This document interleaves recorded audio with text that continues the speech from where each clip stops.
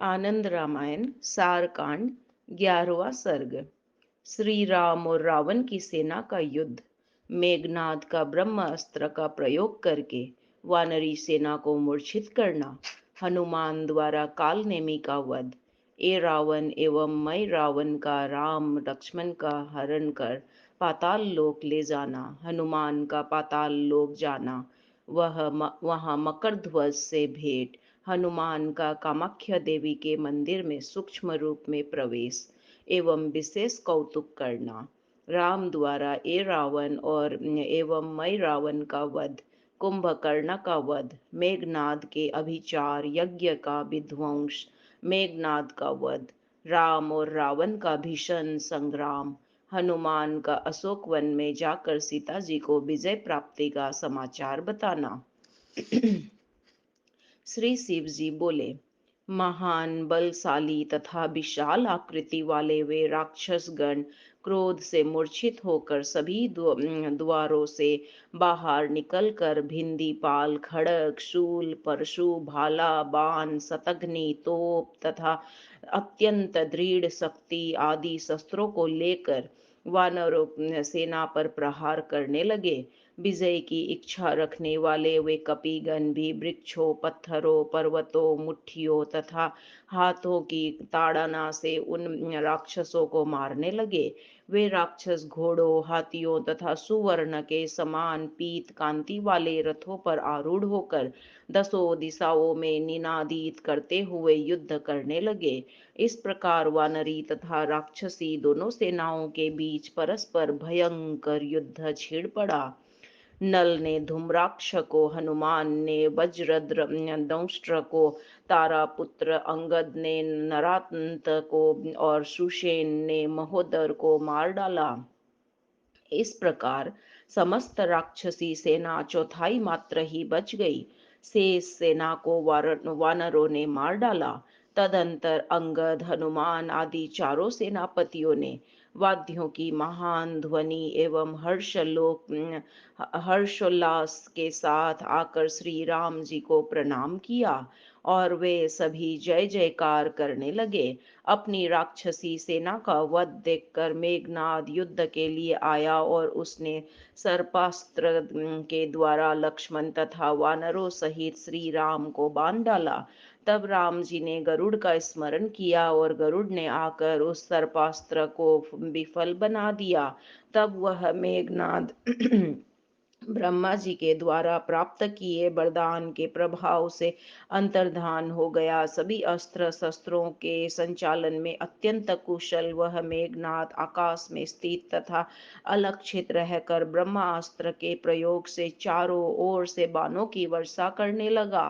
ब्रह्मास्त्र की मर्यादा की रक्षा करने के लिए श्री राम भाई लक्ष्मण तथा वानरों सहित कुछ क्षण के लिए शांत हो गए। तदंतर चैतन्य प्राप्त कर श्री राम ने देखा कि उनकी सारी सेना ब्रह्मपास के प्रभाव से मूर्छित होकर भूमि पर गिर पड़ी है।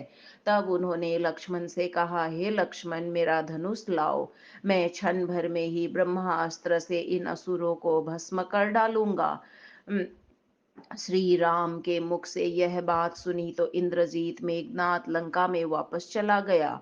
उस समय राम जी ने अपने समीप में ही जीवित दशा में विलाप करते हुए पवन पुत्र हनुमान तथा विभीषण को देखा। वे ब्रह्मा जी के वरदान के प्रभाव से जीवित थे। रघुश्रेष्ठ श्री राम ने उन दोनों से कहा, तुम लोग युद्ध स्थल में जाकर देखो कि जामवान जीवित है कि नहीं। यदि वे जीवित हो तो मेरा संदेश उनसे कहें कि आप वानरों के जीवित होने का कोई उपाय सोचें। श्री राम जी की बात सुनकर वे दोनों विभीषण तथा हनुमान हाथ में मशाल लेकर रात्रि के समय में जामवान की खोज में निकल पड़े। जब उन्हें जामवान दिख गए तो उन दोनों ने श्री राम का संदेश उन्हें कह सुनाया। श्री राम का संदेश सुनकर जामवान को अत्यंत प्रसन्नता हुई। आंखें बंद किए ही जामवान बोले, तुम दोनों कौन हो? यदि युद्ध में हनुमान जीवित है तो वे सभी वानरों को जीवित कर देंगे। तब विभीषण ने उनसे कहा, आपने अंगद आदि महान वीरों को छोड़कर हनुमान के विषय में ही बड़े आदर पूर्वक क्यों पूछा? तब ऋक्षराज जामवान विभीषण से बोले, पवन पुत्र हनुमान जी अत्यंत प्रतापी हैं और वे भगवान रुद्र के अंश से ही अवतारित हुए हैं। उनको सामान्य कपि नहीं समझना चाहिए, इसलिए तुम उनका पता लगाओ। उसी समय वायुनंदन हनुमान जी जामवान को प्रणाम कर कहने लगे, जिसके विषय में आप पूछ रहे हैं वह मैं हनुमान आज जीवित आपके समक्ष खड़ा हूँ। ये मेरे साथ दूसरे जो है वे विभीषण है, जिनके साथ आपकी बात हो रही है। तब जामवान अत्यंत प्रसन्न हो उठे और उन हनुमान से बोले, तुम क्षीर सागर जाकर शीघ्र ही द्रोणागिरी की ओर ले आओ। तथास्तु कहकर हनुमान जी शीघ्र जाकर गंधर्वों द्वारा सुरक्षित उस द्रोणागिरी को उखाड़ कर पुष्प के समान उठा कर ले आए। इधर उस द्रोणागिरी की औषधि की सुगंध से कहीं मरे हुए राक्षस भी जीवित न हो उठे, इस आशंका में से गरुड़ तथा विभीषण ने श्री राम की आज्ञा से उन सभी मरे हुए राक्षसों को क्षण भर में ही समुद्र में डाल दिया। तदंतर भिषक श्रेष्ठ सुषेण उस द्रोणागिरी में लगी हुई औषधि लताओं से उन सभी वानरों को जीवित कर दिया। उस समय सभी बंदर नींद के बाद जागने के समान जबाई लेते हुए उठकर बैठ गए। तदंतर हनुमान जी उस द्रोणागिरी को वापस यथा स्थान रखाए। उसी समय रावण ने भी अतिनाद प्रहस्त महानाद दरिमुख देवसूत्र निकुंभ देवांतक तथा नरांतक आदि मंत्रियों को युद्ध के लिए भेजा। सारन आदि अन्य प्रधान राक्षस सेना लेकर वानरों के साथ युद्ध करने लगे। अंगद आदि वानरों ने उन सभी को मारकर वेग से गर्जना की। तदंतर कुंभकर्ण के दो वीर पुत्र कुंभ तथा निकुंभ को रावण ने युद्ध के लिए प्रेषित किया। युद्ध क्षेत्र में जामवान के द्वारा कुंभ और अंगद के द्वारा निकुंभ के वध का समाचार सुनकर रावण ने अपने पुत्र अतिकाय को युद्ध के लिए भेजा। अतिकाय ने सुमित्रा पुत्र लक्ष्मण के साथ भीषण युद्ध किया। लक्ष्मण ने वान के द्वारा काट कर उसके विशाल सिर को लंका में गिरा दिया। तब रावण अत्यंत वेग पूर्वक स्वयं युद्ध के लिए आ डटा। वह अपने बंधु बांधवों मित्रगणों तथा पूर्ववासियों द्वारा घिरा हुआ था। उसने युद्ध क्षेत्र में विभीषण को देखकर कोप करते हुए एक महान शक्ति को उसकी ओर छोड़ा, किंतु उसी समय लक्ष्मण विभीषण को पीछे करके स्वयं आगे खड़े हो गए। वह शक्ति लक्ष्मण के हृदय में लगी, इससे वे भूमि पर गिर पड़े। तब लक्ष्मण को अपनी नगरी ले जाने के लिए दशानन आगे बढ़ा, किंतु शेषावतार श्री लक्ष्मण जी की एक भुजा को भी उठाने में वह रावण समर्थ न हो सका। उस समय लक्ष्मण को ले जाने के लिए उद्धत रावण की छाती में हनुमान जी ने अपनी मुट्ठी से प्रहार किया। उस मुष्टि का प्रहार से रावण मुख से रक्त उगलता हुआ भूमि पर गिर पड़ा। फिर हनुमान जी लक्ष्मण को उठाकर कपि सेना में ले आए। रावण भी शीघ्र ही अपने रथ में आरूढ़ हो गया और वह अपने वानों से हनुमान जी पर प्रहार करने लगा। तब क्रुद्ध हुए श्री राम ने रावण की छाती पर एक बाण मारा और फिर अपने तीक्ष्ण बाणों से अश्व सहित उसके रथ की ध्वजा सारथी छत्र एवं पताका आदि को शीघ्र ही काट डाला। फिर उन्होंने एक अर्धचंद्राकार बाण से सूर्य के समान प्रभाशाली उसके मुकुट को काट डाला। तदंतर रावण को अत्यंत व्याकुल देखकर श्री राम रावण से बोले, रावण, तुम आज अपनी लंका को चले जाओ, कल तुम फिर मेरे बल को देखना। तब अत्यंत लज्जित होता हुआ रावण सिर नीचा करके अपने महल में चला गया।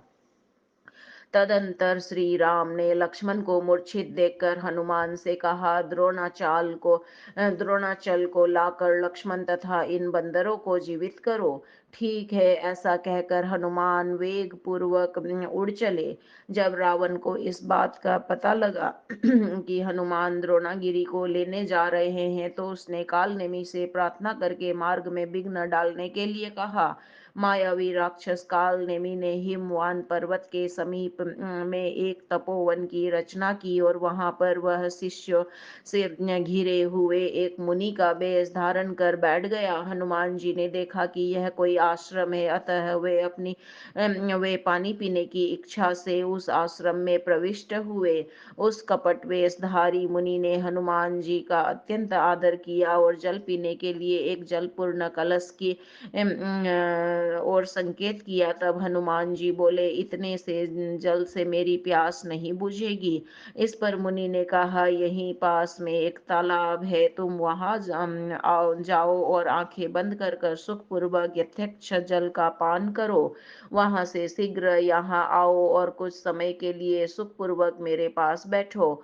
मैंने अपनी ज्ञान दृष्टि से जान लिया है कि लक्ष्मण जी की मूर्छा दूर हो गई है और वे उठ खड़े हो गए हैं। तुम मुझसे कुछ मंत्रों का ग्रहण कर लो, जिनके प्रभाव से तुम उस पर्वत को देख सकोगे, क्योंकि वह द्रोणागिरी जिसे तुम ले जाना चाहते हो गंधर्वों द्वारा सुरक्षित एवं गुप्त है। हे कपे, बंदरों को जीवित करने के लिए तुम उसे शीघ्र ही ले जाओ, चूंकि तुम मुझसे मंत्र विद्या सीखोगे, अतः मुझे गुरु दक्षिणा भी तुमको देनी होगी।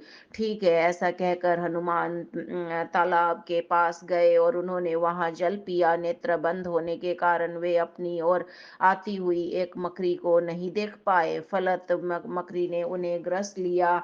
तब हनुमान जी ने उसका मुख पकड़कर चीर डाला और वह मकड़ी मर भी गई। तब वह मकड़ी दिव्य रूप धारण कर आकाश में स्थित हो कहने लगी, पूर्व काल की बात है, एक मुनि ने मुझे मकड़ी होने का शाप दे डाला था और मेरे प्रार्थना करने पर कहा कि एक कपि द्वारा तुम्हारा उद्धार होगा। पूर्व जन्म में मैं धान्य माली नाम की एक अप्सरा थी। इस आश्रम में जिसे आपने देखा है वह कालनेमी नामक महान असुर है। वह विघ्न करने के लिए रावण द्वारा भेजा हुआ है और आपके मार्ग में स्थित है। उसे आप शीघ्र ही मार डाले। ठीक है, ऐसा कहकर हनुमान जी उस आश्रम में आए और दृढ़ मुट्ठी बांधकर उस कपट मुनि से बोले, यह लो अपनी गुरु दक्षिणा। ऐसा कहकर हनुमान जी कसकर अपनी मुट्ठी से उसकी छाती पर प्रहार किया। वह कपटी मुनि काल ने में रक्त वमन करता हुआ भूमि पर गिर पड़ा और क्षण भर में ही उसने अपने प्राणों का त्याग कर दिया। तदंतर हनुमान जी क्षीर सागर गए और वहां उन्होंने पराक्रमी गंधर्वों को पराजित कर द्रोणाचल को पकड़ा। और जब वे आकाश मार्ग से अत्यंत वेग से जा रहे थे, उसी समय मार्ग में भरत ने एक बाण मारा और वे पर्वत सहित भूमि पर गिर पड़े। भरत को राम समझकर हनुमान जी अत्यंत विह्वल हो उठे और मीठी वाणी में बोले, आप यहाँ क्यों चले आए? क्या आप को रावण ने जीत लिया है? क्या आप रण छोड़कर यहाँ भाग आए हैं? हनुमान ने के इतना कहने पर भी भरत ने पुनः उन्हें राक्षस समझकर अपने धनुष पर एक तीक्ष्ण बाण चढ़ाया। उन्हें हाथ में बाण लिया हुआ देखकर भूभुकार करते हुए हनुमान जी ने सोचा कि ये राम नहीं हो सकते। फिर उन्होंने क्षण भर हृदय में ध्यान किया और भरत से बोले, मैं श्री राम का दूत हूँ, तुम आज मेरे बल को देख लो। उनका यह वचन सुनकर भरत उनसे बोले, दंडकारण्य में निवास करने वाले मेरे भाई श्री राम के साथ तुम्हारा मिलना कैसे हुआ? सब मुझे विस्तार से बतलाओ। तब हनुमान जी ने श्री राम का संपूर्ण वृत्तांत उन्हें सुनाया और भरत द्वारा बाण से गिराए गए द्रोणागिरी को लेकर वे पुनः चल पड़े। चिकित्सा के बाद उस महान पर्वत द्रोणागिरी को लेकर वे यथा स्थान रखाए और भरत को लक्ष्मण जी के जीवित होने का समाचार बता दिया। फिर वे आकाश मार्ग से चल पड़े। इधर भरत जी ने अयोध्या में सब राजाओं को एकत्रित करके श्री राम की सहायता के लिए लंका में जाने का निश्चय किया। यहाँ सभा में विराजमान रावण ने राक्षसों से कहा, अरे दूतों, तुम लोग शीघ्र ही पाताल में जाओ और वहां जाकर महाबलशाली तथा महाभयंकर ए रावण और मैं रावण से मेरे राम के साथ युद्ध का संपूर्ण समाचार बतलाओ। ठीक है, कहकर दूत पाताल लोक को गए और रावण का संदेश उन्हें सुना दिया। युद्ध का समाचार सुनकर वे दोनों अत्यंत विह्वल हो उठे और शीघ्र ही लंका में चले आए। वे दोनों राम और लक्ष्मण का हरण करने के लिए श्री राम के शिविर में चले आए और वहां शिविर के चारों ओर हनुमान जी की पूंछ द्वारा बना हुआ घेरा देखकर आकाश मार्ग से उतरकर वे दोनों महाबली शिविर में प्रविष्ट हो गए। युद्ध के श्रम से थके हुए श्री राम और लक्ष्मण को एक शिला के ऊपर सोया हुआ देखकर वे दोनों राक्षस शिला सहित उन दोनों को उठाकर पाताल में अपने भवन में ले गए। इसी बीच हनुमान जी ने वहां सेना में श्री राम तथा लक्ष्मण को नहीं देखा, तो वे पैदल ही पाताल को चल पड़े। रास्ते में जाते समय लंका के दक्षिणी किनारे पर स्थित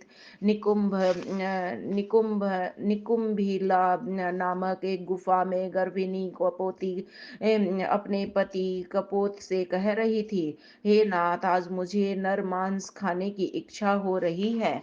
इस पर कपोत ने कहा, आज दो दैत्य राम और लक्ष्मण को रसातल में लाए हैं। वे दैत्य देवी के समक्ष उनकी नर बलि देंगे, अतः कल उनका वध हो जाने पर मैं उनका मांस लाकर तुम्हें दूंगा। इस बात को हनुमान जी ने सुन लिया तो कुछ प्रसन्न से होकर आगे बढ़े। वहां उन्होंने द्वार पर खड़े मकर ध्वज को देखा। मकर ध्वज ने हनुमान जी को पकड़ लिया और पूछा, तुम कौन हो, कहाँ से आए हो? तब हनुमान जी ने अपने विषय में बतलाया और कहा, मैं श्री राम का दूत हूँ। तो राक्षस सोते हुए राम लक्ष्मण को लंका से आज रात्रि में वो यहाँ उठा लाए हैं। मैं उन्हीं की खोज में आया हूँ। यदि तुम जानते हो कि वे कहाँ है तो मुझे बतलाओ। हनुमान जी का ऐसा वचन सुनकर मकरध्वज बोला, मेरे पिता अंजनी पुत्र श्री हनुमान जी वहाँ है। क्या वे कुशल से तो है? यह सुनकर हनुमान जी चकित होकर उससे बोले, हनुमान की पत्नी कहाँ है?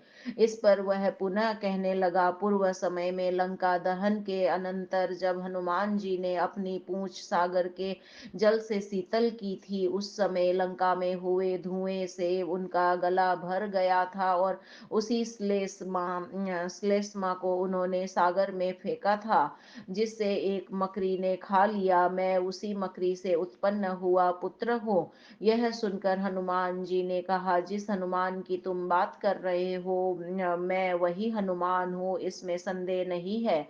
तब उस मकरध्वज ने अपने पिता श्री हनुमान जी को प्रणाम किया और सारा समाचार भी बताया और कहा, जब वे दोनों असुर ए रावण और मई रावण उन दोनों राम लक्ष्मण को लंका से लाने के लिए गए थे, उसे पूर्व ही उन दोनों ने कामाक्ष देवी को उनकी बलि देने की निश्चय कर लिया था।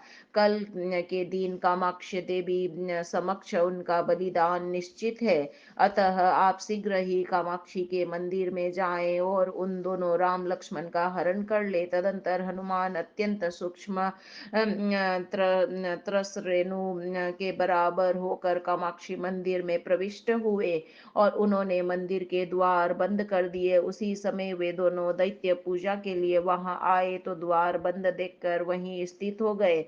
उसी समय हनुमान जी ने अंदर से ही उनको सुनाने के लिए देवी के समान स्वर में धीरे से कहा, आज तुम दोनों अंदर न आकर बाहर झरोके से ही मेरी पूजा करो। तदंतर धनुष बाण तथा तरकस धारण किए हुए राम लक्ष्मण नामक मनुष्यों की वन में उत्पन्न फल फूल आदि से भली भांति पूजा कर और उन्हें वन्य फूल एवं मालाओं से सुशोभित कर देवालय का दरवाजा थोड़ा सा खोल कर मेरी प्रसन्नता के लिए जीवित अवस्थाओं में ही धीरे से मंदिर के भीतर कर दो। जो कोई भी आज किसी प्रकार से भी मुझे देखने की कोशिश करेगा वह निश्चित ही अंधा हो जाएगा, इसमें कोई संदेह नहीं है। देवी रूप हनुमान के इस आदेश को सुनकर वे दोनों दैत्य समझे कि आज देवी हम पर प्रसन्न हो गई है। तब अत्यंत प्रसन्न होकर उन दैत्यों ने बाहर रहकर झरोके से देवी की पूजा की। उन्होंने अनेक प्रकार के पकवान तथा ढेर की ढेर पायस की राशि अर्पित की। पंचामृत से भरे अनेक घड़ों को अंदर उड़ेला और अनेक फलों की ढेरियों को झरोके से भीतर चढ़ाया। इधर हनुमान जी ने वह सारा नैवेद्य लीला पूर्वक भक्षण कर लिया और पुनः देवी का स्वर बनाकर बोले, तुम दोनों ने मुझे भोजन के लिए क्यों एक ग्रास मात्र सामग्री ही दी है? मैं बहुत भूखी हूँ। देवी का ऐसा वचन सुनकर दोनों ही दैत्य अत्यंत आश्चर्य में पड़ गए। तब उन्होंने अपने दूतों द्वारा हाट बाजार की संपूर्ण सामग्री और पातालपुरी के भवनों से समस्त खाद्य सामग्री लुटवा कर मंगवाई और पर्वतों के समान विशाल राशि को मंदिर के अंदर छोड़ा। अपने राजमहलों आदि में जो भी भोजन की वस्तुएं संचित की गई थी, वह सभी भी बलपूर्वक दूतों द्वारा मंगवाई और देवी को अर्पित किया। तब वहां घर घर में पूर्ववासी जनों का महान कोलाहल होने लगा। नगर में कहीं भी कुछ भी वस्तु खाने के लिए नहीं रह गई। तदंतर उन दोनों असुरों ने धनुष तथा तुनीर धारण किए हुए राम लक्ष्मण को वन्य पुष्प मालाओं से पूजित कर उन्हें सुसज्जित किया और दरवाजे के रास्ते धीरे से देवी की सेवा में निवेदित कर दिया। उन दोनों का दर्शन कर हनुमान जी ने उन्हें प्रणाम किया और उन दोनों ने हनुमान का आलिंगन किया। तदंतर हनुमान जी मंदिर का द्वार खोलकर बाहर निकल पड़े और उन दोनों को ललकारने लगे। उसी समय श्री राम तथा लक्ष्मण ने मंदिर से बाहर निकल कर वानों की वर्षा करके क्षण भर में ही उन दोनों राक्षसों को मार डाला। साथ ही उनके सेवकों मित्रगणों आदि को भी वानों से मार डाला। वे दोनों पुनः जीवित हो उठे। राम लक्ष्मण ने उन्हें पुनः मार डाला। यह क्रम 100 बार तक चलता रहा, किंतु वे दोनों दैत्य मरे नहीं, पुनः जीवित हो जाते थे। यह देखकर आश्चर्यचकित हुए हनुमान उनकी मृत्यु के उपाय का पता लगाने के लिए उस पातालपुरी में इधर उधर भ्रमण करने लगे। उसी समय उन्हें एकांत स्थान में एक नाग कन्या मिली। उसने बताया कि मैं इन दोनों एरावन और मई रावण के अत्याचारों से पीड़ित हूँ, अतः मैं उनके वध का उपाय बताती हूँ। हे कपे, कुछ भंवरे हैं जो अमृत लाकर उन दोनों को जीवित कर देते हैं। वे भंवरे उनके शयन कक्ष में हैं, उन्हें तुम मार डालो। हनुमान जी ने क्षण भर में ही उन भंवरों को मार डाला। बाद में श्री राम ने उन दोनों राक्षसों का वध कर डाला और उनके स्थान पर राज्य सन में मकरध्वज को प्रतिष्ठित कर दिया। तदंतर श्री राम मारुति के कंधे पर और शेषावतार श्री लक्ष्मण मकरध्वज के कंधे पर आरूढ़ होकर क्षण भर में ही लंका में आ गए। श्री राम आदि को देखकर सुग्रीव और कपिगण अत्यंत प्रसन्न हो गए। इधर रावण अपनी सभा में बैठा था। उसने ऐ रावण और मई रावण के वध का समाचार सुना तो वह अत्यंत आश्चर्यचकित हो उठा और सभा में अपने पूर्व वृत्तांत को बताते हुए कहने लगा, पूर्व समय में पितामह ब्रह्मा जी ने मुझसे कहा था कि तुम्हारी मृत्यु मनुष्य के हाथों ही होगी। अतः ये राम साक्षात नारायण ही है और मनुष्य रूप धारण कर अवतारित हुए हैं, इसमें कोई संशय नहीं है। ये राम दशरथ के पुत्र के रूप में जन्म लेकर मेरे वध के लिए ही उपस्थित हुए हैं। पूर्व काल में जब मैंने राजा अनरण्य का वध किया था, तो उस समय उस सूर्यवंशी राजा अरण्य ने मुझे शाप देते हुए कहा था कि हमारे वंश में सनातन परमात्मा अवतारित होंगे, वे ही तुम्हें पुत्र पौत्रों तथा बंधु बांधवों सहित मार डालेंगे। ऐसा कहकर राजा अरण्य देव लोक को चले गए। अब वह समय आ गया है। श्री राम यहाँ आ गए हैं। अब वे युद्ध में अवश्य मुझे मार डालेंगे। अतः आप लोग भाई कुंभकर्ण को जगाइए और शीघ्र ही मेरे पास ले आइए। वे सभी उस गुफा में गए जहां कुंभकर्ण गहरी नींद में सोया हुआ था। वे कुंभकर्ण के पास श्वास खींचने तथा छोड़ने पर बार बार उसके पेट में चले जाते हैं और फिर बाहर निकल आते हैं। तदंतर वे सभी राक्षस अपने बाहुपाश से एक दूसरे को पकड़कर एकत्रित हुए और किसी तरह डरते डरते उसके समीप में पहुंचे। वे पेड़ों तथा पैरों से पीट कर उसे जगाने लगे। फिर उन्होंने बड़े बड़े पत्थरों से उसे पीटना प्रारंभ किया। घोड़ों तथा ऊंटों के करके उसे कुचलवाया, किंतु कुंभकर्ण जागा नहीं। तब राक्षस राज रावण की आज्ञा से उन राक्षसों ने उसके शरीर के ऊपर बड़ी बड़ी लकड़ियों को इकट्ठा कर उसमें आग लगा दी। इससे वह जग पड़ा। उस उठते ही उसने बहुत से सुरों को तथा सुकरों तथा बड़े बड़े महिषों को खा डाला और पानी पीने के लिए एक जल के तालाब को ही सुखा डाला। तदंतर वह रावण के पास गया और उन्हें प्रणाम कर समझाते हुए कहने लगा, एक बार की बात है, जब मैं वन में गया हुआ था तो वहां मैंने देवर्षि नारद को देखा और उनसे पूछा, हे मुने, आपका आगमन कहाँ से हुआ है और आप कहाँ जा रहे हैं? वे बोले कि मैं देवलोक से आ रहा हूँ और अयोध्या नगरी को जा रहा हूँ। वहां अयोध्या में रावण आदि असुरों का वध करने के लिए भगवान विष्णु ने मनुष्य योनि में अवतार धारण किया है। देवताओं के कथा अनुसार राक्षसों के वध का स्मरण दिलाने के लिए मैं शीघ्र ही श्री राम के पास जा रहा हूँ। इतना कहकर नारद जी चले गए। जैसे मैंने सुना था वह सब आपके सम्मुख निवेदित कर दिया। अतः हे प्रभु, आप सीता को राम को समर्पित कर दे और उनके साथ मित्रता कर ले। भाई कुंभकर्ण का इस प्रकार का वचन सुनकर रावण उससे कहने लगा, अभी तुम्हारी आंखों में निद्रा भरी है, अतः तुम सुखपूर्वक पुनः सो जाओ। भाई के इस प्रकार क्रूर वचनों को सुनकर उसे प्रणाम कर वह बड़े बड़े महलों को लांघता हुआ बड़े ही वेग से युद्ध के लिए चल पड़ा। कुंभकर्ण को आता हुआ देखकर भय से व्याकुल तथा असहाय होकर कभी कभी गन भागकर श्री राम के पास चले गए। तदंतर कुंभकर्ण को देखकर विभीषण ने उसे प्रणाम किया और अत्यंत विनय पूर्वक कहा कि मैंने राजा रावण को बहुत प्रकार से समझाया और कहा कि सीता राम को समर्पित कर दो। उन तब उन्होंने मुझे बहुत धिक्कारा और उसे के कठोर वचनों को सुनकर मैं राम की सेवा में उपस्थित हो गया।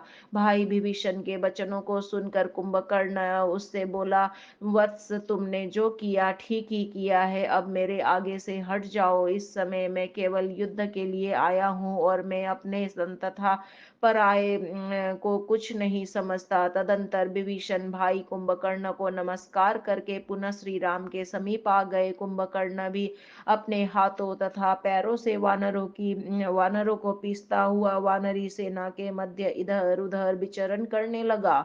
वहां उसने कपीश्वर सुग्रीव को देखा तो उन्हें अपने त्रिशूल में बींध कर लंकापुरी में ले जाने लगा। रास्ते में जब सुग्रीव की चेतना लौटी तो उन्होंने अपने नखों के द्वारा शत्रु कुंभकर्ण के दोनों कानों तथा नाक को काट डाला और वे श्री राघवेंद्र के पास चले आए। इधर कुंभकर्ण पूर्ववासियों से लज्जित होकर पुनः रणभूमि में चला आया। कुंभकर्ण को देखकर श्री राम ने उसे अपने तीक्ष्ण बाणों से बींध डाला। वह भी राम के ऊपर वृक्षों तथा पर्वतों से प्रहार करने लगा। श्री राम ने अपने वाणों द्वारा उनका निवारण करके व्यवयास्त्र का संधान कर उसके हथियारों सहित दोनों हाथों को क्षण भर में ही काट डाला। कटे हुए हाथों वाले उस कुंभकर्ण को भयंकर निनाद करते हुए अपनी ओर आता देखकर श्री राम ने दो सुतीक्ष्ण अर्धचंद्राकार बाणों के द्वारा उसके दोनों पैरों को काट दिया। वे दोनों पैर भयंकर आवाज कर साथ लंका नगरी के द्वार पर जाकर गिरे। दोनों हाथों तथा दोनों पैरों के कट जाने पर भी अभी अति भयानक कुंभकर्ण बड़वाग्नि के समान मुख फैलाकर तीव्र नाद करता हुआ उसी प्रकार श्री राम को ग्रस्त ने लपका, जैसे कि राहु चंद्रमा को ग्रस्त लेता है। तब रघुत्तम श्री राम ने अपने सुतीक्ष्ण बाणों के द्वारा उसके मुख को आच्छादित कर दिया। बाणों से भरे हुए मुख वाला अति भयंकर वह कुंभकर्ण और भी अधिक क्रुद्ध हो उठा। तब श्री राम ने सूर्य के समान प्रभाव वाले एक श्रेष्ठ बाण को छोड़ा। उस बाण ने कुंभकर्ण के विशाल सिर को काट डाला। कुंभकर्ण का वध होते ही आकाश में देवता वाद्य बजाने लगे और फूलों की वर्षा करने लगे। उस समय उन्होंने विविध स्तुतियों के द्वारा श्री राम का स्तवन किया। चाचा कुंभकर्ण का वध सुनकर तथा पिता रावण को अत्यंत विह्वल देखकर रावण पुत्र मेघनाद पिता को सांत्वना देते हुए कहने लगा, पिताजी आप आज मेरे पराक्रम को देखिए। ऐसा कहकर शीघ्र ही मेघनाद निकुंभिला नामक गुफा में गया। वहां वह लाल वर्ण की माला तथा लाल वर्ण के वस्त्र धारण कर अपनी रक्षा के लिए, दिव्य शस्त्रों की प्राप्ति के लिए और विजय प्राप्ति के लिए अभिचार कर्मों के द्वारा हवन की तैयारी करने लगा। वहां वह योगिनी वट के समीप गुफा में भूमि पर एकांत में बैठ गया। उसने वहां अपनी रक्षा के लिए जल, वायु, अग्नि, सर्प, राक्षस तथा कांटों से अपने चारों ओर 7 दुर्गम घेरे बना लिए। उसने होम कुंड के ऊपर नीचे मुख किए हुए एक सर्प को बांध दिया। लाल पुष्पमाला तथा लाल वस्त्र धारण करके तथा सारे शरीर में रक्त वर्ण के चंदन का अनुलेपन करके वह लाल पुष्प, लाल अक्षत, गुंजा, सरसों, चंदन, ईख, खदीर, आम्र, पलास, गलुम, गुलर, भल्लातक की गुठली, समीधा, उड़द, मांस, भल्लातक के फल, विवितक का फल, सर्पखंड, मंडूक, चर्म, दांत, स्यानु, लोम और विविध बनचर प्राणियों के मांस से मंत्रोच्चारण पूर्वक हवन करने लगा। इस प्रकार उसने एकांत स्थान में आंखों को बंद करके हवन प्रारंभ कर दिया। विभीषण जब हवन का भयंकर धुआं देखा तो बताया कि दुरात्मा मेघनाद ने हवन प्रारंभ कर दिया है। यदि उस दुर्मति मेघनाद का हवन निर्विघ्न पूर्ण हो गया तो हे राम, वह मेघनाद देवता तथा असुरों किसी के लिए भी अपरज्य हो जाएगा। अतः शीघ्र ही लक्ष्मण के साथ हाथों उसका मैं वध करवा दूंगा। जो 12 वर्षों तक निद्रा तथा आहार से रहित हो, उसी के हाथों इस दुरात्मा का वध ब्रह्मा जी ने निश्चित किया है। हे रघुत्तम, ये लक्ष्मण जब से अयोध्या से निकले हैं तभी से न तो इन्होंने भोजन किया है और न निद्रा ही ली है। ये बराबर आपकी सेवा करते आ रहे हैं। हे राजेंद्र, मैं इस बात को भली भांति जानता हूँ। तदंतर श्री राम की अनुमति प्राप्त कर हनुमान आदि प्रधान वीर सेनापतियों और लक्ष्मण को साथ लेकर विभीषण वहां गए और उन्होंने लक्ष्मण को निकुंभ भिला का होम स्थान दिखाया। तब लक्ष्मण ने अंगद के कंधे पर आरूढ़ होकर आग्नेयास्त्र से सभी कांटों को जला डाला और बाणों द्वारा राक्षसों को मार गिराया। फिर उन्होंने गरुड़ास्त्र से सर्पों को, पर्वतास्त्र से देव दांत वाले सिंह आदि जंतुओं को मार डाला। तदंतर पर्जन्यास्त्र के द्वारा उन्होंने अग्नि को शांत किया। हनुमान जी ने क्षण भर में समस्त वायु को पी डाला। लक्ष्मण ने वायव्यास्त्र का संधान करके सारे जल को सुखा डाला। इस प्रकार से मेघनाद के द्वारा अपनी सुरक्षा के लिए बनाए गए 7 घेरों को विनष्ट हो जाने पर भी जब शत्रु का स्थान दिखलाई नहीं दिया तो हनुमान जी अत्यंत क्रुद्ध हो उस योगिनी वट को ही उखाड़ने दौड़ पड़े। वहां उन्हें वट वृक्ष के समीप योगिनी गुफा दिखलाई पड़ी। तब हनुमान जी ने गुफा के द्वार पर ओंठ के लिए लगाई गई विशाल चट्टान को अपने पैरों के आघात से चूर चूर कर डाला और गुफा के अंदर बैठे हुए मेघनाद को ललकारा। तब वह मेघनाद भी हवन छोड़कर क्रुद्ध हो शीघ्र ही रथ में आरूढ़ हुआ और लक्ष्मण के सम्मुख जा डटा तथा शस्त्रों अस्त्रों पर्वतों तथा मर्म भेदी अपने वचनों द्वारा लक्ष्मण के साथ उसी प्रकार युद्ध करने लगा जैसे युद्ध भगवान शिव और तारकासुर के बीच हुआ था। इधर लक्ष्मण ने भी अपने वान समूह के द्वारा उसके रथ के घोड़ों, धनुष, ध्वजा, दृढ़ कवच तथा सारथी को भी क्षण मात्र में छिन्न भिन्न कर डाला। तदंतर मेघनाद ने दूसरा धनुष लिया और हजारों वानों को छोड़ा तथा पैदल ही भूमि पर स्थित होकर शत्रु के कवच को काट डाला। तब लक्ष्मण अत्यंत क्रुद्ध हो उठे। उन्होंने अपने एक बाण से इंद्रजीत को बाण सहित दाहिना हाथ काट डाला और उसी के घर में गिरा दिया। तदंतर अत्यंत विह्वल हुआ मेघनाद बाएं हाथ में एक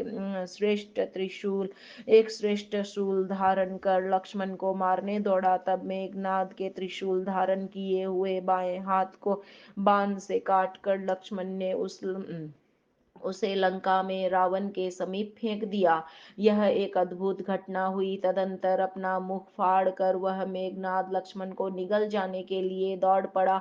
लक्ष्मण ने भी श्री राम का आदर पूर्वक ध्यान करते हुए श्री राम नाम से ही अंकित एक शुभ एवं दिव्य बाण मेघनाद के ऊपर छोड़ा। उस बाण ने सिर की रक्षा के लिए धारण किए हुए कवच सहित शोभा संपन्न तथा कांतिमान कुंडलों को धारण किए हुए उस सिर को धड़ से अलग करके भूमि पर गिरा दिया। उस समय देवता प्रसन्न हो गए और सुमित्रा पुत्र लक्ष्मण की स्तुति करने लगे। वे उस ऊपर से फूलों की वर्षा करने लगे और उन्होंने बार बार उनका निराजन किया। तदंतर लक्ष्मण ने युद्ध के परिश्रम के शांत हो जाने पर रणस्थल में शंख की ध्वनि की। सीता ने शंखनाद सुना तो उन्होंने बड़े ही आदर से त्रिजटा को भेजा और उससे बताए जाने पर सारा समाचार जानकर उन्हें बड़ी ही प्रसन्नता हुई। तदंतर उस मेघनाद के सिर को पकड़कर हनुमान जी ने श्री राम जी को दिखाने के लिए लक्ष्मण से शीघ्र ही चलने को कहा। तदंतर लक्ष्मण अंगद के कंधे पर बैठकर विभीषण तथा अन्य सभी वानरों के साथ लेकर अनेक प्रकार के वाद्यों की ध्वनि के साथ श्री राघव के पास गए। उन्होंने श्री राम को प्रणाम कर मेघनाद का कटा हुआ सिर दिखाया। तब राम ने सिर देखकर लक्ष्मण को आलिंगन किया और उन्हें बहुत प्रसन्नता हुई। रावण कटा हुआ हाथ देखकर और पुत्र मेघनाद के वध का समाचार सुनकर पुत्र के दुख से दुखी होकर सभा के मध्य ही मूर्छित होकर भूमि पर गिर पड़ा।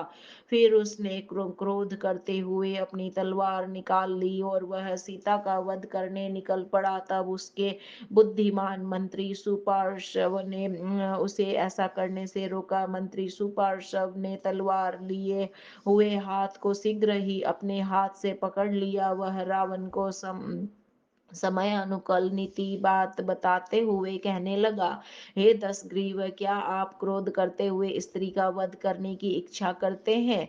हमारे साथ चलकर युद्ध करें। लक्ष्मण सहित राम को मारकर शीघ्र ही आप जानकी को प्राप्त करेंगे। मेघनाद की पत्नी सुलोचना अपने आगे केयूर से विभूषित तथा वान लगे हुए अपने पति के हाथ को देखकर भूमि पर गिर पड़ी और पति मेघनाद के बल पौरुष स्मरण कर विलाप करने लगी। उसी समय उस कटी हुई भुजा ने उसे सांत्वना दिलाते हुए अपने रक्त से बाण के द्वारा अक्षरों में यह लिखा, हे भामिनी, दुखी मत हो। मैं साक्षात से अवतार श्री लक्ष्मण के बाणों के आघात से मरकर मुक्ति को प्राप्त हुआ हूँ। तुम भी श्री राम के पास जाकर मेरा सिर मांगो, वे तुम्हें सिर दे देंगे। तब तुम उसी सिर के साथ अग्नि में प्रविष्ट होकर मुझे प्राप्त करो। सुलोचना ने रक्त से लिखे हुए अक्षरों को पढ़ा तो वह अत्यंत प्रसन्न हुई। तदंतर रावण तथा मंदोदरी से पूछकर वह आभूषणों को धारण कर पालकी में बैठकर श्री राम के पास गई। उसे देखकर श्रेष्ठ वानरों ने समझा कि भयभीत होकर रावण ने सीता को राम के पास भेज दिया है। तब वे सीता के दर्शन की अभिलाषा से वहां दौड़ पड़े और उन्होंने पालकी को चारों ओर से घेर लिया। किंतु शिविका का वहन करने वालों के मुख से जब यह सुना कि यह सुलोचना है तो वह पुनः राम के पास लौट आए। सुलोचना ने भी सिर झुकाकर श्री राम को बार बार प्रणाम किया। अपने पति के सिर की अभिलाषा रखने वाली उस सुलोचना से श्री राम ने कहा, यदि कहो तो मैं कृपा करके तुम्हारे पति को जीवित कर देता हूँ। अतः तुम अग्नि में प्रवेश मत करो। जो तुम्हें तुम्हें अच्छा लगे वह मुझे बताओ। तब वह श्री राम से पुनः बोली, श्री लक्ष्मण के हाथों उन्हें मुक्ति दिलाने वाली मृत्यु फिर कब प्राप्त होगी, अतः इन्हें जीवित न करे। ऐसा कहकर सहर्ष पति के सिर को प्राप्त कर और उसे लंका में उसके मृत देह से जोड़कर वह सुलोचना यथाविधि सती हो गई और एवं दिव्य देह प्राप्त कर पति के साथ वैकुंठ लोक को प्राप्त हुई। इधर रावण अपने इष्ट एवं मित्र जनों के साथ युद्ध करने चल पड़ा। तदंतर श्री राम ने युद्ध में उन सभी राक्षसों को मार डाला और वानों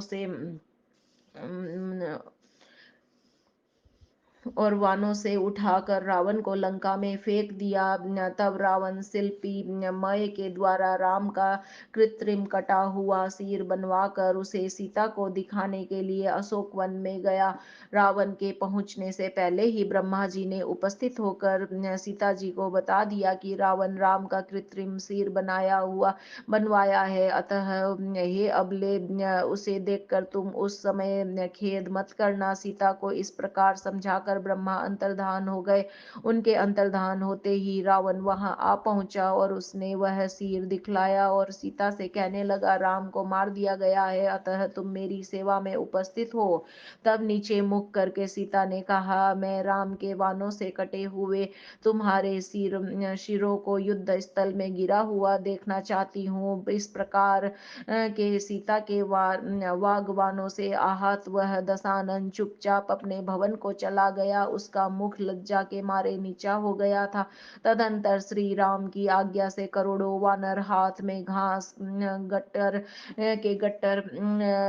लेकर बड़े बड़े महलों में सुशोभित लंका में प्रविष्ट हो गए और उन्होंने क्षण भर में ही सारी लंका में बार बार आग लगा दी।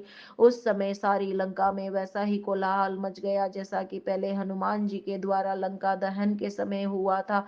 वानरों के द्वारा अपनी सारी लंका नगरी और अपने महलों को भी जलता हुआ देखकर रावण ने शीघ्र ही मेघास्त्र को छोड़ा। उस मेघास्त्र के प्रभाव से अग्नि शांत हो गई। यह देखकर कपिगण वापस लौट आए। तब रावण ने अपने गुरु शुक्राचार्य के कहने पर गुह में प्रवेश करके एकांत में मौन होकर हवन करना प्रारंभ किया। उसने लंका में प्रवेश करने के लिए सभी दरवाजों को प्रयत्न पूर्वक बंद कर दिया। उसने उन्हीं होम द्रव्यों को एकत्र किया जैसा कि मेघनाद ने हवन करते समय द्रव्यों को एकत्र किया था।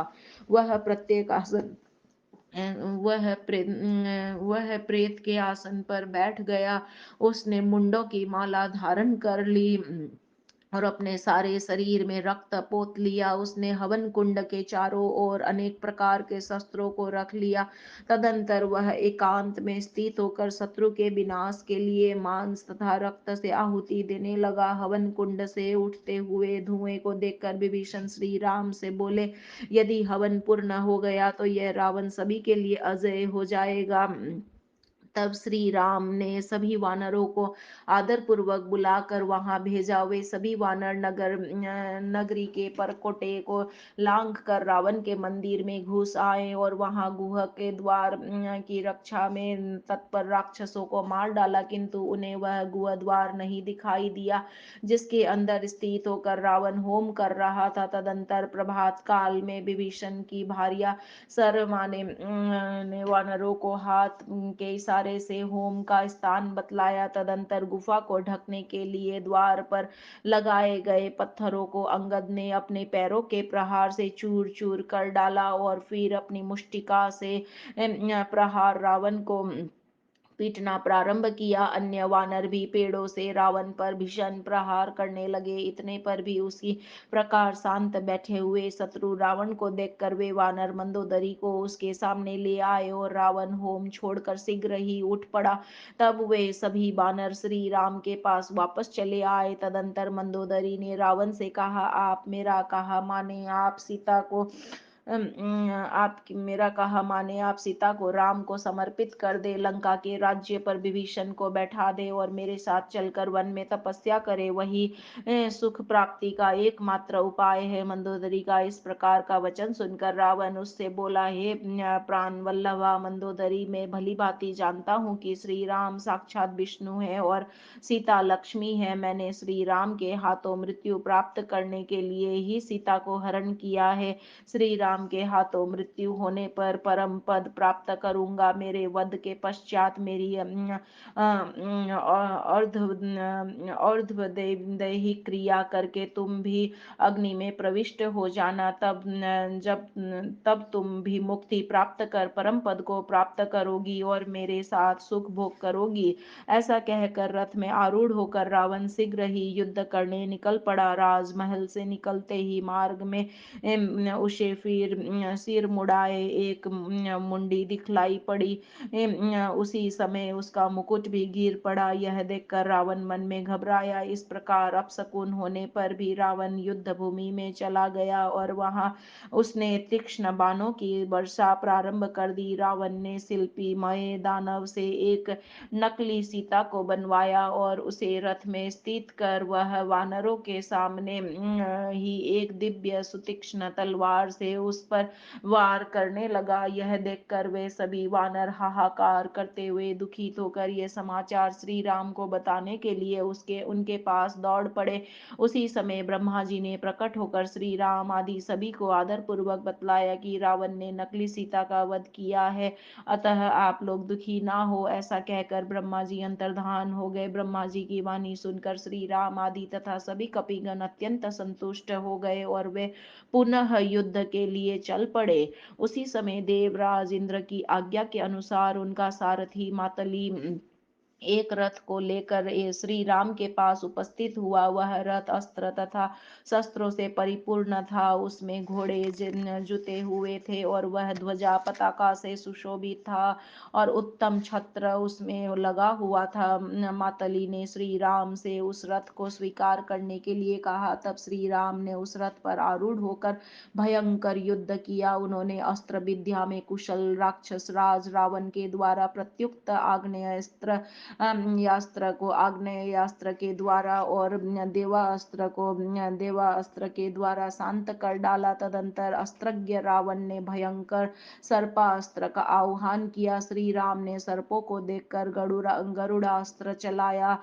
इस प्रकार राम के द्वारा युद्ध में अस्त्रों को विफल कर दिए जाने पर 10 ग्रीव रावण ने भयंकर पर्जन्यास्त्र का प्रयोग किया। श्री राम ने उसे वायवास्त्र के द्वारा विफल बना दिया। उसे विफल कर देने पर श्री राम ने उस पर आग्नेय अस्त्र का प्रयोग किया। तब रावण ने पर्जन्य अस्त्र से उसका निवारण किया। उस समय श्री राम और रावण के युद्ध का कौतुक देखने के लिए देवतागण प्रसन्न होकर आकाश में स्थित हो गए। गंधर्व किन्नर तथा यक्ष भी सैकड़ों विमानों में आरूढ़ होकर युद्ध देखने लगे। तदंतर रावण ने श्री राम के रथ की रमणीय ध्वजा को बाणों से काट डाला।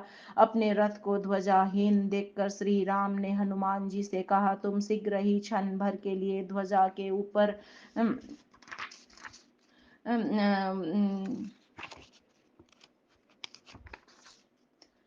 शीघ्र ही ध्वजा के ऊपर स्थित हो जाओ। ठीक है। ऐसा कहकर हनुमान जी झटके से एक ताड़ का वृक्ष उखाड़ लाए और उससे श्री राम के रथ पर स्थित कर एवं उसके ऊपर आनंद पूर्वक बैठ गए। हनुमान से समन्वित ध्वजा को देखकर रावण ने उस समरांग में बड़ी फुर्ती के साथ ताल वृक्ष छत्र रथ सारथी मातली रथ घोड़ों और वायुपुत्र हनुमान तथा इंद्र के दिए हुए धनुष को 9 बाणों का संहार कर काट डाला। वायुपुत्र हनुमान तथा रथ के सारथी मातली मूर्छित होकर भूमि पर गिर पड़े। वायुनंदन हनुमान क्षण भर में ही चैतन्य हो गए। तब श्री राम ने हनुमान जी के कंधे पर आरूढ़ होकर रावण के साथ उस रणांगन में घनघोर युद्ध किया जो अत्यंत भय पैदा करने वाला था। उसी समय रावण ने परिध से हनुमान जी की छाती पर प्रहार किया। उससे हनुमान मूर्छित हो गए और पुनः रणभूमि पर गिर पड़े। तदंतर श्री राम ने अपने रथ का स्मरण किया। स्मरण करते ही क्षण में ही वह रथ आकाश से उतर कर उनके सामने उपस्थित हो गया। उस रथ के सारथी दारुक थे। वह हजारों अस्त्र शस्त्रों से सुसज्जित था। उसमें गदा एवं पद्म तथा ध्वजा पर गरुड़ विद्यमान थे।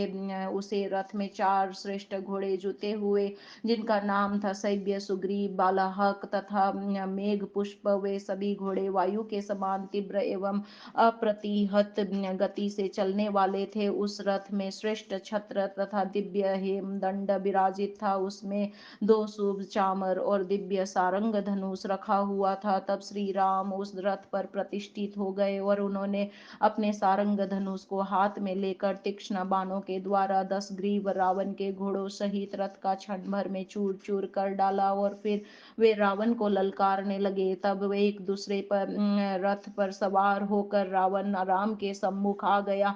तदंतर श्री राम ने अपने तीक्ष्ण बाणों के द्वारा रावण के 10 सिरों को काट डाला। वे सिर आकाश में जाकर के श्री राम के हाथों हमारी मृत्यु हुई है, ऐसा सोचकर अत्यंत आनंदित हो गए और श्री राम को प्रणाम करने की अभिलाषा से हंसते हुए बड़ी प्रसन्नता के साथ आकाश मंडल से रणभूमि में स्थित श्री राम के चरणों पर गिर पड़े। श्री राम ने मुख फाड़े हुए उन सिरों को आकाश मंडल से अपने पास आते देखा। श्री राम के हाथों हमारी मृत्यु हुई है, ऐसा सोचकर अत्यंत आनंदित हो गए और श्री राम को प्रणाम करने की अभिलाषा से हंसते हुए बड़ी प्रसन्नता के साथ आकाश मंडल से रणभूमि में स्थित श्री राम के चरणों पर गिर पड़े। श्री राम ने मुख फाड़े हुए उन सिरों को आकाश मंडल से अपने पास आते देखा तो उन्होंने समझा कि ये सिर मुझे खाने के लिए आ रहे हैं।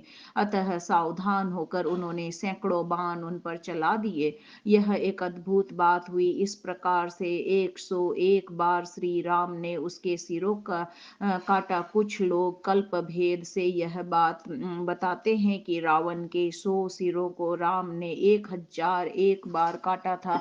रावण का अंत समय आया देखकर विभीषण के कथन के अनुसार श्री राम ने उसके नाभि देश में कुंडलाकार रूप में स्थित अमृत को पावकास्त्र का प्रयोग कर शीघ्र ही सुखा डाला और फिर रावण के सिरों तथा बाहुओं को भी काट डाला। तब रावण एक मुख तथा 2 हाथों वाला रह गया। तदंतर श्री राम और रावण का रोमांचकारी भीषण संग्राम हुआ। तदंतर सारथी दारुक के कहने पर श्री राम ने रावण के मर्मस्थल पर ब्रह्मास्त्र को छोड़ा और वह ब्रह्मास्त्र रावण के हृदय का भेदन कर उसका वध करके पुनः राम के तर्कस में वापस आ गया और उसने अपने को कृत्य समझा। उस समय रावण के शरीर से सूर्य के समान प्रकाशमान एक ज्योति प्रकट हुई जो रघुश्रेष्ठ श्री राम में समा गई। देवताओं ने तथा सत्पुरुषों ने इस दृश्य को देखा था। उस समय देवता श्री राम के ऊपर फूल बरसाने लगे और उनकी स्तुति करने लगे। आकाश में देवताओं के वाद्य बजे उठे, अप्सराएं नृत्य करने लगी। तदंतर रावण की भार्या मंदोदरी ने पति के साथ ही अपने शरीर का भी त्याग कर दिया और वह प्रसन्नता के साथ रावण सहित वैकुंठ लोक को प्राप्त हुई। तदंतर लक्ष्मण को भेजकर श्री राम ने विभीषण के हाथों रावण की अर्धवैदिक क्रिया करवाई और वह लंका के राज्य पर विभीषण का अभिषेक करके उनके पास वायुपुत्र की धरोहर के रूप में रखी लंका को उनको मुक्त करा दिया। इसके पश्चात विभीषण आदि के साथ हनुमान जी को शीघ्र ही अशोक वन में सीता के पास भेजकर श्री राम ने समस्त वृत्तांत उन्हें सुनाया। जय सिया राम बाबा जय जय सिया राम, जय सिया राम बाबा जय जय सिया राम। सर्ग 11 यहाँ पर संपूर्ण हुआ।